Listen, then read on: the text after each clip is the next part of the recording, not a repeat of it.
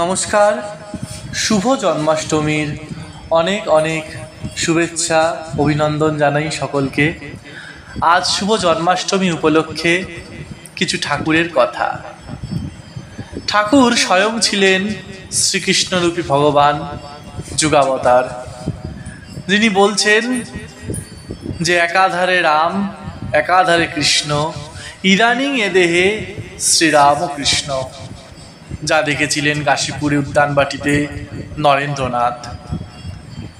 এটা ছাড়াও ঠাকুর বারবারই বলতেন এ শরীর গয়া থেকে এসেছে। অর্থাৎ জন্ম ইতিহাসটা যদি আমরা ঠাকুরের দেখি তাহলে দেখতে পাবো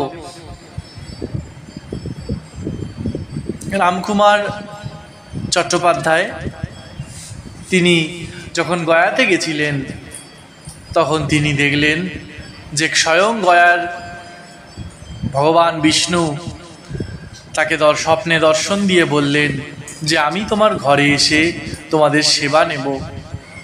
ভীত সন্ত্রস্ত রামকুমার বললেন আমার কাছে এমন কি আছে যা দিয়ে আমি তোমার সেবা করতে পারবো। ভগবান আশ্বস্ত করে বললেন তোমার কাছে যাই আছে, যেটুকু আছে তাই দিয়ে আমি সেবা নেব। আমি তোমার ঘরে আসব খুব তাড়াতাড়ি। এই যুগের প্রয়োজনে আমি পুনরায় অবতীর্ণ হব। তা আমরা স্বপ্নাদেশে রামকুমার স্বপ্নাদেশে স্বয়ং ভগবান বিষ্ণুকে দেখেছিলেন এবং তারপরে শুভ দিনে কালক্রমে জন্মালেন ভগবান শ্রীরামকৃষ্ণ।